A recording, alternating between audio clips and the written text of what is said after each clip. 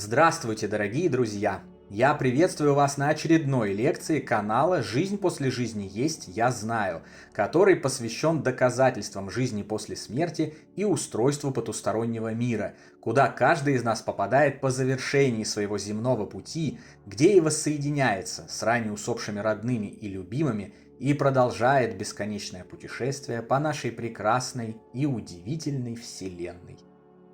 И если вам нравится то, что мы делаем, вы можете поддержать работу нашего канала донатом по ссылке в описании видео.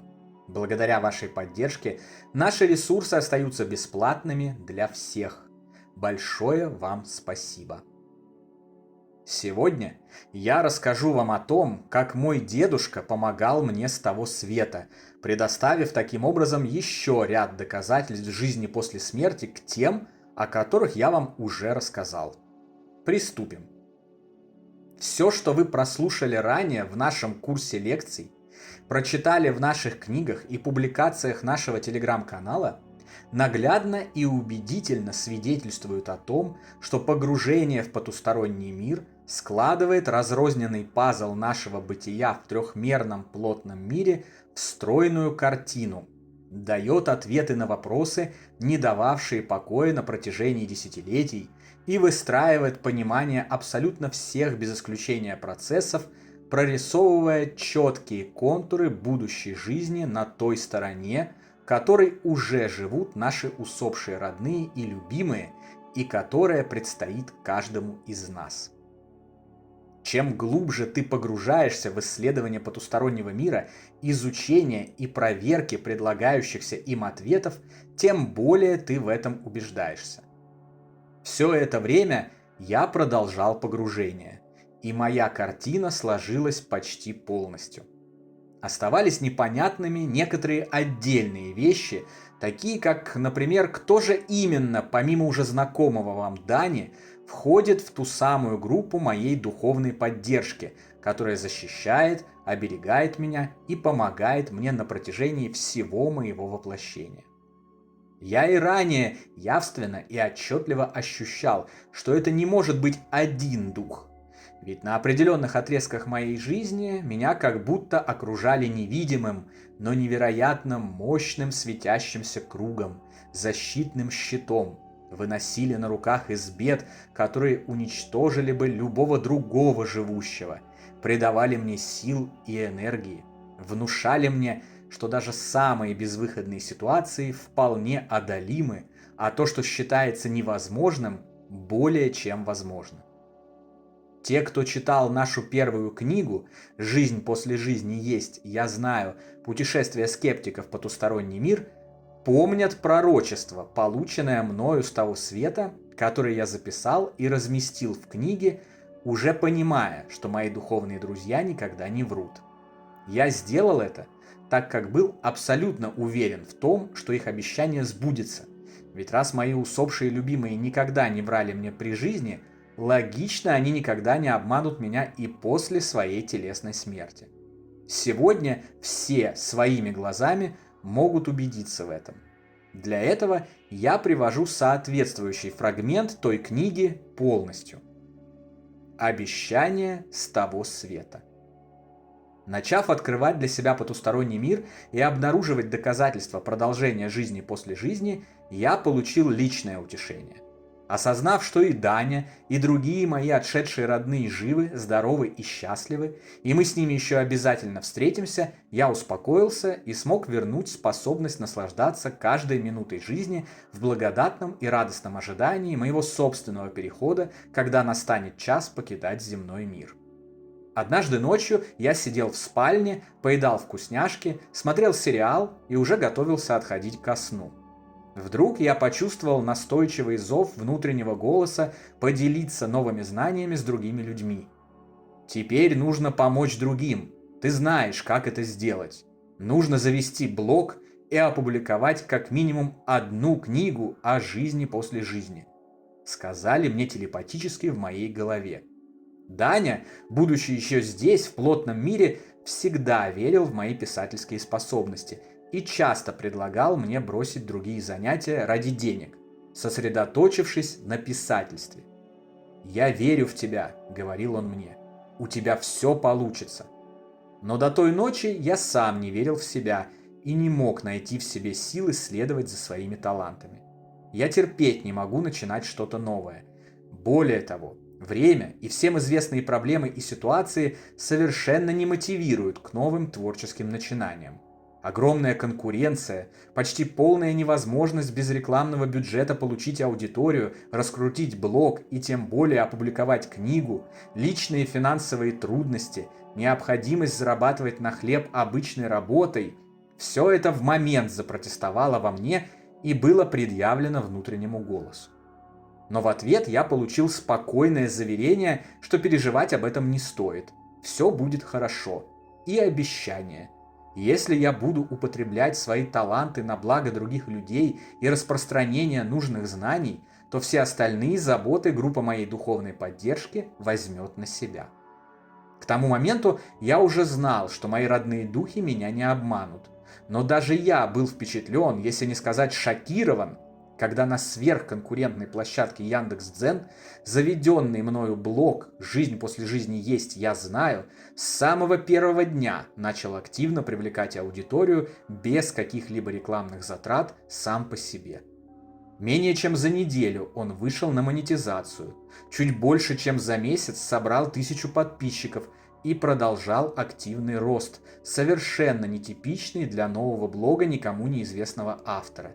Когда, несмотря на то, что ради продолжения изучения потустороннего мира, ведения блога и написания книги я бросил обычную работу для заработка, чудесным образом наладились и личные финансы, я уже даже не удивился. Я абсолютно уверен, что и эта книга, моя первая книга, при полном отсутствии контактов в издательствах, не имеющая ни рекламного бюджета, написанная без опыта и былых заслуг, также, несмотря ни на что, обретет популярность и найдет своего читателя, а затем и издателя, который поставит ее в книжные магазины. Вы сможете проверить это сами чуть позже и еще раз убедиться в том, что духовный мир существует, верит в нас, находится с нами на связи, помогает нам в наших праведных делах и, если что-то обещает, никогда не лжет. Конец цитаты. Обратите внимание, эти строки писались тогда, когда еще не было никакой книги, а я не мог знать, понравится ли она читателям и будет ли вообще опубликована и кем-то куплена. Сегодня же эту книгу никому неизвестного автора, не обладавшего ни опытом, ни знаниями, как издаваться, ни знакомствами в литературных кругах, ни даже пониманием каких-либо книгоиздательских процессов, каждый день покупает множество читателей, а издательства один за другим предлагают заключить с ними договор, издать ее в печатном виде и разместить в магазинах. Но сегодня уже даже и это не требуется, потому что, обладая такой невероятной силой поддержки, не осталось ничего невозможного, чего нельзя было бы реализовать под луною плотного мира. Вот как я до этого дошел и познакомился с другими членами моей духовной группы. Однажды, как обычно, выйдя из дома и отправившись на свою очередную медитативную прогулку, я расслабился, отпустил мысли в свободный поток и вышел на связь с сознаниями своих духовных друзей. Мы начали обсуждать различные перспективы нашего общего литературного дела по помощи скорбящим и горюющим людям, разлученным со своими любимыми, строить перспективы и думать, куда и как двигаться далее и какие книги писать следующими. В то время наша первая книга уже распространялась в электронном виде, но предложений от издательств еще не было. В этот момент мой телефон издал звук пришедшего на электронную почту письма. Я достал телефон из кармана, открыл письмо и увидел там предложение от одного петербургского издательства, которое гласило, что они с удовольствием издадут нашу книгу, но только за деньги, в скромном размере 68 тысяч рублей за тираж в 300 экземпляров. Не успел я дочитать письмо, как в голове зазвучал голос. «Ты что? Аркадий Павлович обалдеет, если мы будем издавать наши книги за деньги. Не соглашайся. Скоро ситуация обязательно разрешится другим образом и без вложений. Просто продолжай работу и не заморачивайся. Все будет. Аркадий Павлович – это мой дедушка по отцовской линии. В жизни мы никогда не были с ним знакомы, потому что моя семейная сага – это нечто невероятно сложное, содержащее множество арок с конфликтами, разводами, предательствами и целым букетом других острых сюжетных поворотов похлеще, чем в Санта-Барбаре. Я знал, что дедушка Аркадий, или Арк, как он сам и его друзья и коллеги его называли, был советским литературным критиком, но особо никогда не углублялся в изучение информации о нем. В молодости я планировал как-нибудь познакомиться с ним при удобном случае, несмотря на запреты на общение, поставленные моим отцом. Но сделать это мы так и не успели. Он покинул этот мир в 2004 году.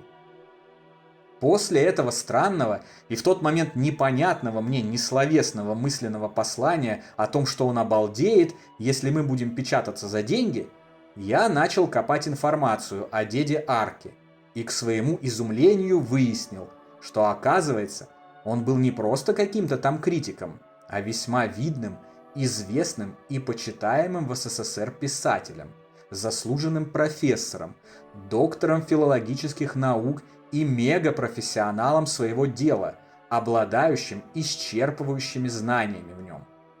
Он много печатался в Советском Союзе и за рубежом, ездил по миру, читал лекции в самых престижных университетах, слыл весомым авторитетом в литературе, определяющим ее тенденции и оценки. Я узнал, что последним его произведением, написанным незадолго до ухода из плотного мира, был автобиографический роман «Жар-птица», в котором он в художественной форме рассказывает о своей непростой жизни, о войне и его пути до Берлина, о том, как в мирное время он продирался сквозь тернии профессии к звездам, о семейных драмах, счастье и горе, победах и поражениях, дружбе и предательствах, об одинокой старости в разваливающейся на части стране и о его любимой собаке Шейле.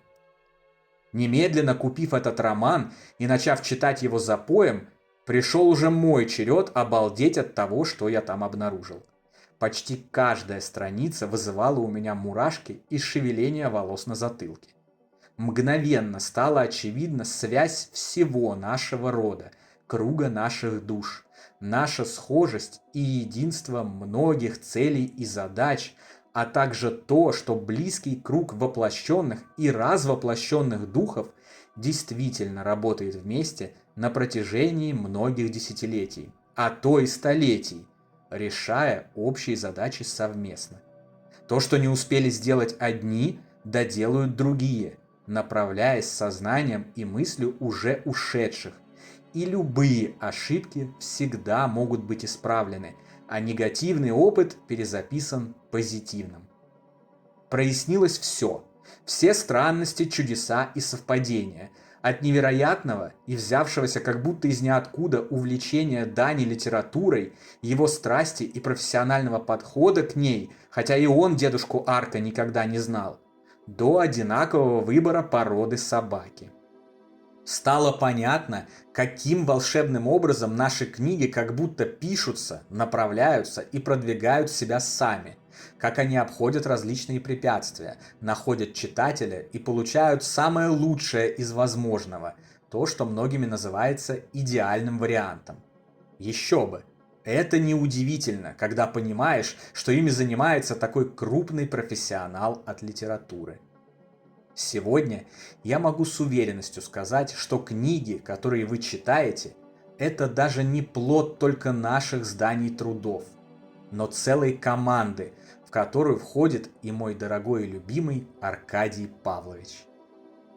Как видите, то, что кажется фантастикой, чудом и непонятным волшебством, становится вполне понятным по мере погружения в исследование невероятного, огромного и прекрасного духовного мира, частью, лишь небольшой частью которого является наш плотный мир, в котором мы все нынче пребываем в форме биологических тел.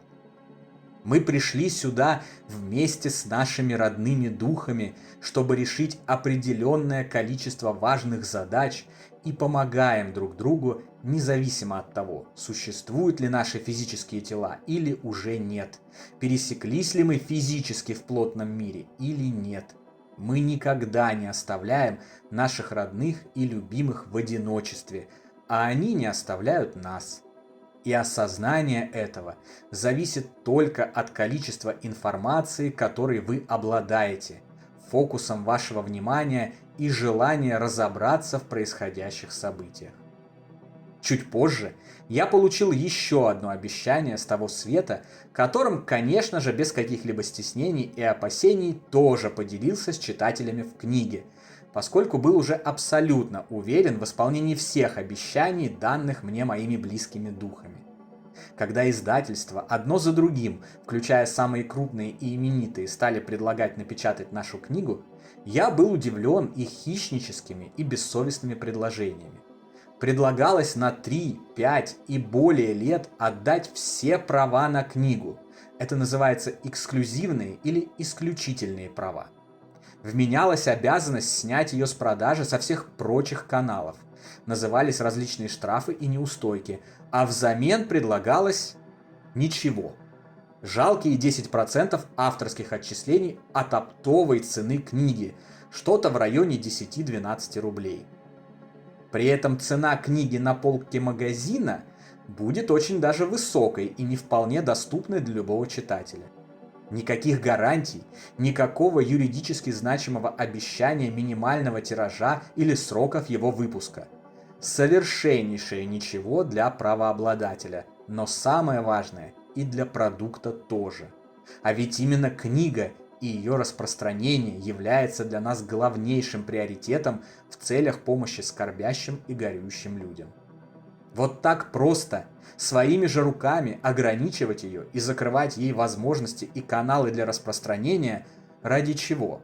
Получается только ради того, чтобы, упиваясь гордостью, рассказывать всем о том, что нами заключен договор на публикацию книги в таком-то крупнейшем издательстве России, и то без гарантии, что жирные и пафосные бородатые головы, входящие в литературный совет издательства, в очередной раз собравшись за своим большим и дорогим столом, решат таки ее напечатать, а не отложить на будущий год в связи с тем, что издательский портфель, видите ли, уже полон.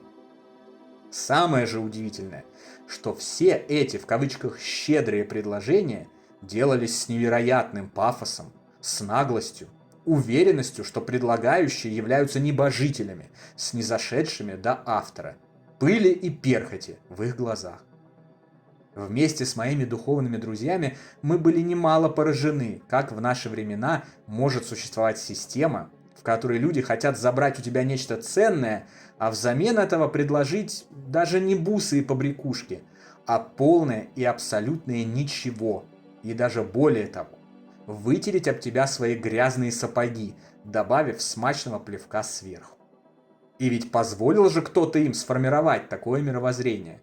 Кто-то же прогибался, лизал пятки и отдавал последние штаны, чтобы у них появилось такое понимание своего места и своей роли, которая, если отбросить иллюзии и морок, на самом деле всего лишь паразитическая сущность, жирующая за счет авторов и не производящая собственным трудом вообще ничего. Нас такая система и такое положение дел, разумеется, не устроили.